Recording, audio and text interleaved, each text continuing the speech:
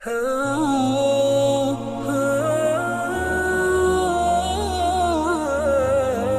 یہ وحشی کی جو ہے یہ سٹوری تھی۔ اس کے بعد معاملہ آ گیا کہ بہت سارے 70 صحابہ تھے، ان کو اب ان کا بیریل کرنا تھا، ان کے لیے بہت ساری قبریں کو کھودنا تھا۔ تو اس وقت نبی کریم صلی اللہ علیہ وسلم نے کیا کیا کہ ایک ایک قبر کے اندر دو دو جو صحابی ہیں ان کو دفن کیا گیا، اور رول کیا رکھا کہ سب سے پہلے اس صحابی کو آپ اتاریں قبر میں جس کو قرآن زیادہ یاد تھا، اور اس کے ساتھی کو اس کے بعد جو ہے وہ قبر میں اتاریں۔ اور رولنگ یہ تھی کہ جب مسلمان شہید ہوتا ہے میدان جنگ میں تو اس کا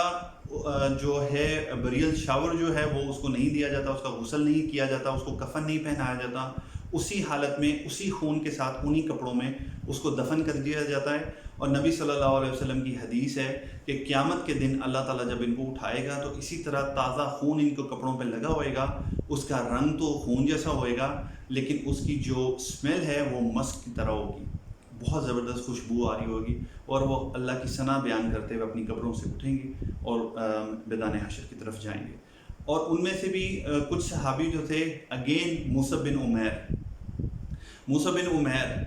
جب ان کو دفن کرنے کا وقت آیا تو ان کے پاس جو چادر یا کپڑا تھا، تو اگر ان کے چہرے کو کور کرتے تو ان کے جو پیر ہیں وہ انکور ہو جاتے، اور پیروں کو کور کیا جاتا تو ان کا چہرہ انکور ہو جاتا۔ تو نبی کریم صلی اللہ علیہ وسلم نے کہا کہ آپ ان کے چہرے کو کور کر دیں اور پیروں کی طرف جو بھی گھاس پھوس یا کچھ اس طرح کی جو بوٹیاں ہیں وہ ڈال دیں اور ان کو اس طرح دفنا دیں۔ اب یہ موسیٰ bin Umair, the end of Musa bin Umair, آپ دیکھیں کہ سارا کا سارا اسٹرگل کا پیریڈ جو ہے، جو احد میں شہید ہو گئے 70 صحابہ، یہ وہ تھے کہ جنہوں نے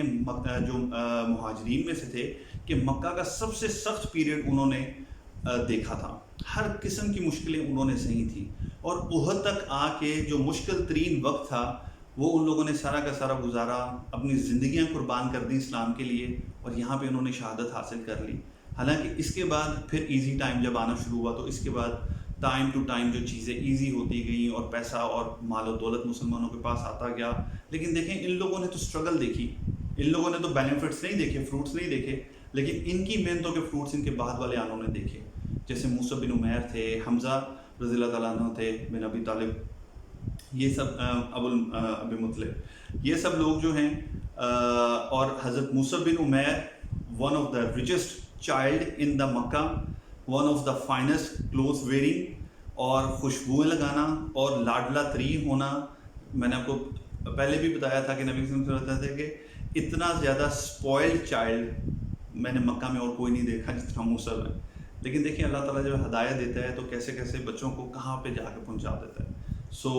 وی just don't need to lose the hope in children, جیسے بھی وہ نظر آ رہے ہوں تو آگے چل کے وہ ٹھیک ہو جاتے ہیں انشاءاللہ۔ اچھا جی، اس کے بعد کچھ خواتین تھیں، حمنہ بنت جہش، ان کا واقعہ بڑا آتا ہے، موسٹلی حدیث کی کتابوں میں آتا ہے کہ حمنہ بنت جہش جو تھیں ان کو جب بتایا گیا کہ آپ کے والد جو ہیں وہ شہید ہو گئے جنگ میں، تو انہوں نے صبر کیا اور ان کے لیے دعا کی۔ پھر بتایا کہ آپ کے انکل جو ہیں ان کی ڈیتھ ہو گئی ہے، انہوں نے صبر کیا، انہوں نے دعا کی، اور جب ان کو ان کے ہسبینڈ کے بارے میں بتایا گیا تو شی جسٹ کرائڈ، اور واقعی ان کو اتنا دکھ تھا کہ وہ صبر نہیں کر سکی، اور اس کے بعد انہوں نے رونا شروع کر دیا تھا۔ نبی صلی اللہ علیہ وسلم یہ دیکھ رہے تھے، اور انہوں نے یہ دیکھتے ہوئے کہا کہ اللہ تعالیٰ نے میاں کا اور بیوی کا ایک خاص رشتہ رکھا ہے کہ جب وہ رشتہ جو ہے وہ اللہ تعالیٰ اپنے طرف سے ایسی محبت ان میں ڈال دیتا ہے کہ وہ سب رشتوں سے آگے ہو جاتے ہیں۔ کہ دیکھیں یہ خاتون جو ہیں وہ اپنے باپ اور اپنے بھائی کے جو ڈیتھ ہے اس کے اوپر صبر کر گئی، لیکن اپنے شوہر کی جب انہوں نے سنی تو اس کے اوپر وہ صبر نہیں کر سکی، اور یہ ان کے شوہر حضرت موسیٰ بن عمیر تھے جو کہ وہاں پہ شہید ہو گئے۔ اور اس کے بعد ایک اور خاتون انصاریہ ہیں جن کو بتایا جاتا ہے کہ آپ کے جو بیٹا ہے وہ شہید ہو گیا، تو وہ کہتی ہیں کہ مجھے بتاؤ کہ نبی کریم صلی اللہ علیہ وسلم کیسے ہیں۔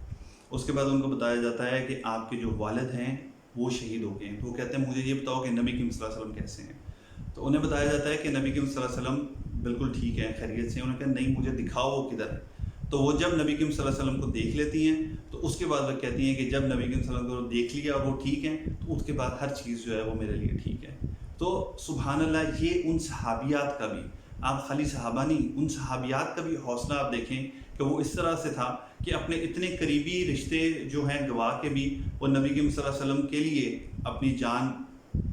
جو ہے وہ قربان کرنے کے لیے، اپنے خاندان کی جان قربان کرنے کے لیے وہ لوگ تیار رہتے تھے. It's not an easy task. ہم لوگوں کو کئی دفعہ لگتا ہے، کئی دفعہ ہم لوگ بیٹھ کے سوچتے ہیں کہ کاش ہم بھی اس زمانے میں ہوتے اور وہ لوگ کتنے خوش نصیب تھے کہ وہ نبی کریم صلی اللہ علیہ وسلم کے دور میں تھے اور ان کے لیے کتنی آسانی تھی کہ نبی ان کے سامنے تھے. میں کہتا ہوں کہ کبھی اس پرسپیکٹیو سے سوچیں کہ وہی دور کے اندر جو ابو جہل بھی وہیں پہ تھا، ابو سفیان بھی وہیں پہ تھا، ولید بن عتبہ بھی وہیں پہ تھا، یہ سارے لوگ وہ تھے کہ جن کو نبی کریم صلی اللہ علیہ وسلم نے دیکھا ہوا تھا انہوں نے اپنے سامنے پڑھتے ہوئے، ان کی پرسنالٹی کو، ہر چیز کو. کیا عبداللہ بن ابی ادھر نہیں تھا؟ کیا یہودی سارے کے سارے ادھر نہیں تھے؟ وہ پہچانتے نہیں تھے نبی کریم صلی اللہ علیہ وسلم کو؟ لیکن وہ نہیں آ سکے بہت سارے سوشل پریشر کی وجہ سے، بہت سارے ان مشکلات و تکلیفوں کی وجہ سے، اور بہت سارے اپنے مال و دولت اور اپنی جو ان کی پوزیشن تھی اس کی وجہ سے وہ نہیں اسلام قبول کر سکے. تو اس وقت جن مسلمانوں نے آگے بڑھ کے نبی کریم صلی اللہ علیہ وسلم کا ساتھ دیا، اور اللہ تعالیٰ نے قرآن میں ان کے بارے میں کہا کہ اللہ ان سے راضی ہے اور وہ اللہ سے راضی ہیں، تو یہ اتنا آسان سودا نہیں تھا. ان کو اپنی جانوں کو، مالوں کو، اپنے بیٹوں کو، اپنی اولادوں کو، اپنے گھر بار سب کو قربان کرنا پڑا تھا. تو اللہ تعالیٰ آزمائش میں نہ ڈالے ہمیں، کیونکہ واقعی میں ہم ان جیسی آزمائشوں کے بالکل قابل بھی نہیں ہیں. تو اللہ تعالیٰ سب کو آسانیاں عطا کرے. اس کے بعد کیا ہوتا ہے کہ جب یہ سب کچھ کر کے فارغ ہو کے سب مدینہ میں پہنچتے ہیں واپس، اور دوسری سائڈ پہ جب مشرکین کا جو لشکر ہے وہ واپس پہنچتا ہے، ابھی مکہ کے لیے نہیں پہنچتا، آدھے رستے میں ہوتا ہے، تو ایک دم وہ لوگ رکتے ہیں ایک کیمپ پہ ہوتے ہیں. جب ان کو خیال آتا ہے ابو سفیان کو کہ یہ ہم لوگوں نے کیا کیا ہے، مطلب اگر دیکھیں کہ مسلمانوں کو کوئی وکٹری حاصل نہیں ہوئی ہے تو ایک طرح سے تو مشرکین کو بھی کوئی وکٹری حاصل نہیں ہوئی. انہوں نے کیا کیا کہ ریٹریٹ کر رہے تھے، ایک دم سے رک کے مسلمانوں کو انہوں نے سٹاپ کیا اور مسلمانوں کو ایک جگہ پہ وہ دھکیل کے اور خود واپس مکہ کے لیے نکل آئے. حالانکہ ہوتا تو یہ کہ اگر وہ واقعی ون کر جاتے، ڈیسائزیو وکٹری ان کے پاس ہوتی، تو ان کو تو مدینہ کے اندر چلے جانا چاہیے تھا. مدینہ کون سا دور تھا؟ آپ کو بتایا تھا احد سے بہت زیادہ دور نہیں تھا. اس وقت احد پریکٹیکلی مدینہ کے اندر ہے، لیکن انہوں نے کیا کیا کہ وہ لوگ سب کو چھوڑ چھاڑ کے واپس نکل گئے. تو ابو سفیان نے کہا کہ ہمیں ضرور واپس جانا چاہیے. ہم لوگوں نے یہ کیا کہ جیتی جدائی جو جنگ تھی، اصل میں جو اصل اس کا مقصد جنگ کا تھا وہ ہم حاصل کیے بغیر واپس آ گئے. تو یہ ایک سرپرائزنگ چیز تھی اس کے لیے. لیکن صفوان بن امیہ جو تھا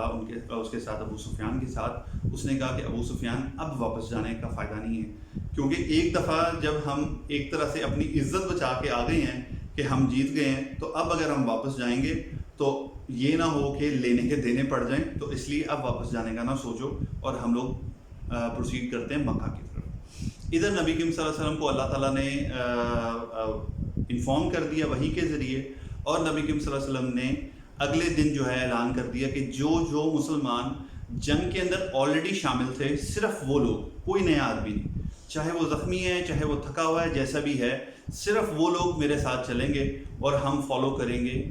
چیک کریں گے کہ کہیں مشرکین کی جو آرمی ہے وہ واپس مدینہ پہ حملہ کرنے کے لیے نہ آ جائے. تو اگین اس حالت میں سارے کے سارے لوگ اٹھتے ہیں اور نبی کریم صلی اللہ علیہ وسلم کے ساتھ مدینہ کے باہر تک جاتے ہیں، اور وہاں پہ تھوڑا ٹائم جو ہے وہ اسٹے کرتے ہیں، اس چیز کو میک شور کرنے کے لیے کہ جو مشرکین ہیں وہ واپس چلے گئے ہیں اور وہ واپس مدینہ پہ حملہ کرنے کے لیے نہیں آ رہے. تو یہ ساری کی ساری چیزیں تھیں.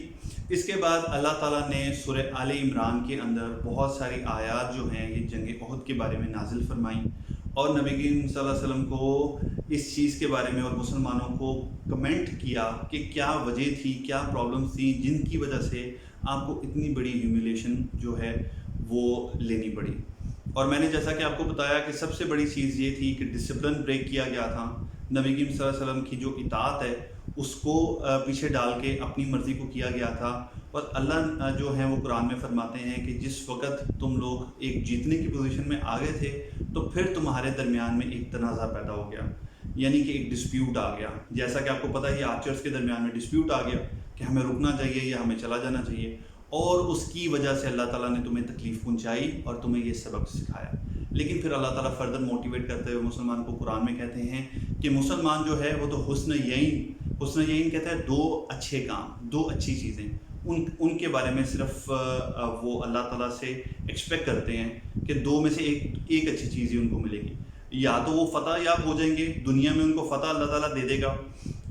اور یا پھر اللہ تعالیٰ ان کے لیے جنت کو تیار کر کے رکھے گا، اور اگر وہ شہید ہو جاتے ہیں تو اللہ کے ہاں ان کے لیے جنتیں ہیں۔ اور جو کافر ہیں ان کے لیے معاملہ یہ ہے کہ اگر وہ جیت جاتے ہیں تو ان کے لیے اللہ سبحانہ تعالیٰ تھوڑا سا ٹائم کو پرلونگ کر دیں گے، لیکن الٹیمیٹلی پھر ان کو آنا اللہ کے پاس ہی ہے، اور پھر اللہ تعالیٰ ان کو بتائے گا۔ تو یہ بیسیکلی اللہ تعالیٰ جو ہے ان کو موٹیویٹ کرتے ہیں کہ ٹھیک ہے کہ یہ ایک بہت بڑی تکلیف تھی، ایک بہت بڑی جو ہیوملیشن تھی، لیکن اس کا مطلب یہ نہیں ہے this is not the end of the world, اس کے آگے بہت ساری چیزیں ہیں، یہ ایک لیسن تھا، so you should move on. اور انہی لوگوں کے بارے میں اللہ تعالیٰ جو ہے قرآن میں کہتے ہیں کہ آپ ان لوگوں کے ساتھ اچھے طریقے سے،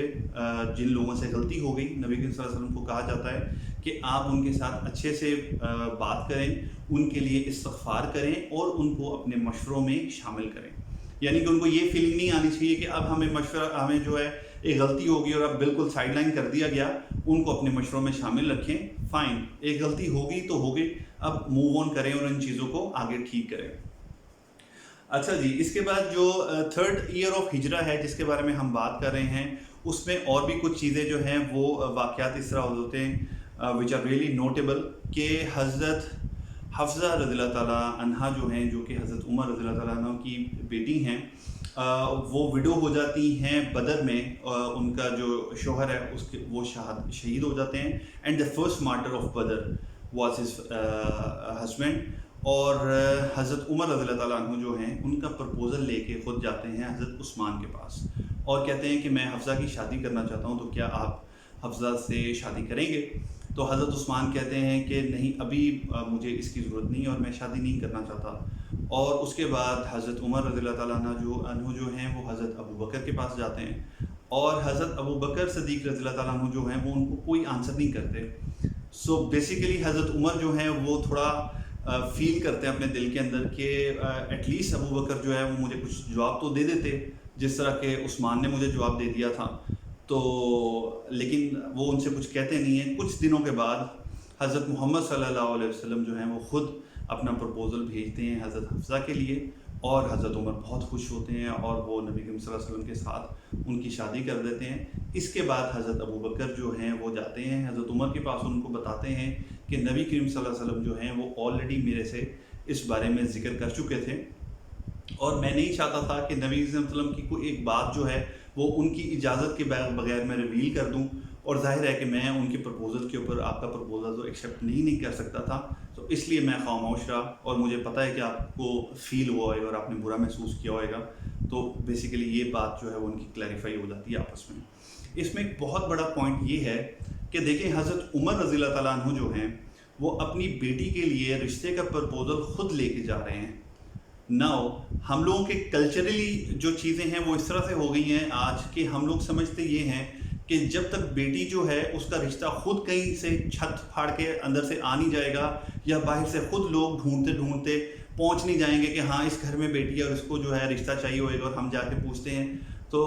ہمیں لگتا ہے کہ جیسے پتہ نہیں اسلامکلی یہ چیز ٹھیک نہیں ہے کہ بیٹی کا رشتہ جو بیٹی والا ہے وہ خود جا کے نہیں کر سکتا۔ سو اس کے لیے بہت ضروری تھا کہ میں اس چیز کو مینشن کر دیتا کہ بہت ساری چیزیں کلچرلی ہم لوگوں کے اندر ایسی آ گئی ہیں which is nothing to do with اسلام۔ اسلام کے اندر اس چیز کا کوئی کانسیپٹ نہیں ہے۔ حضرت عمر رضی اللہ تعالیٰ عنہ جو ہیں ان سے زیادہ بڑا غیرت مند بھی کوئی ہوگا اگر اس چیز کو اس کے خلاف سمجھا جاتا ہے کہ اپنی بیٹی کا جو ہے رشتہ جا کے کیا جائے۔ میرا نہیں خیال کہ آج کوئی یہ کہہ سکتا ہے۔ جی، تو بات یہ ہو رہی تھی کہ میں آپ کو بتا رہا تھا کہ حضرت عمر رضی اللہ تعالیٰ عنہ جیسا آدمی اگر جا سکتا ہے اور یہ اس وقت کی نوم میں اس کو کوئی برا نہیں مانا جاتا، تو پتہ نہیں ہمارے معاشروں میں یہ چیز کہاں سے آ گئی ہے کہ اس چیز کو برا محسوس کیا جاتا ہے اور اس چیز کے بارے میں بتایا نہیں جاتا خود نکل کے کہ سب سے بہترین جو قرآن کے اندر آپ کو زبردست چیز بتاؤں آن دا سائڈ نوٹ کہ قرآن کے اندر ایک ہی پرپوزل کے بارے میں جو ہے وہ بات کی گئی ہے، اور وہ پرپوزل حضرت موسیٰ علیہ السلام کا ہوتا ہے، اور حضرت موسیٰ علیہ السلام اور جو ان کے سسر ہیں جن کا نام جو ہے صاحب مدین آتا ہے، شعیب کے نام سے بھی ان کو کہا جاتا ہے، ان دونوں کے درمیان میں رشتے کے بارے میں بات ہوتی ہے۔ ہم لوگوں کے بارے میں، رشتے کے بارے میں، وہ خواتین جاتی ہیں جو ویسے ہی اپنے بیٹے اور بھائی کے لیے بہت زیادہ ایموشنلز ہوتی ہیں، تو ان کے لیے کسی کو پسند کرنا ہی بڑا مسئلہ اور مصیبت بن جاتی ہے. So basically a proposal which was being mentioned in the Quran was حضرت موسیٰ اور حضرت موسیٰ علیہ. اور اس پرپوزل کی بھی بات یہ ہے کہ جو ان کے فادر ان لا ہوتے ہیں وہ خود پرپوز کرتے ہیں اپنی بیٹی کے لیے رشتہ، اور جو رشتہ ایکسیپٹ کیا جاتا ہے اور اس کے بعد ان کی شادی ہو جاتی ہے. سو آئی ڈونٹ نو، یہ ایک ایلین ہے ہم لوگوں کی یہاں پہ اس طرح کی بات کرنا، بٹ یہ ایک پوائنٹ تھا اینڈ دس از فرام سیرا. سو میرا کام تھا اس چیز کو مینشن کر دینا. تو ہم لوگوں کو اب یہ چیزوں کو مینشن کرنا پڑے گا اور کرنا چاہیے کہ ٹھیک ہے کہ جو چیزیں آپ کی کلچرلی اتنی انگریو ہو چکی ہیں، آپ کو پتہ ضرور ہونا چاہیے کہ یہ ہمارا کلچر بتا رہا ہے کہ یہ ہمارا دین بتا رہا ہے. So there should be a fine line in between.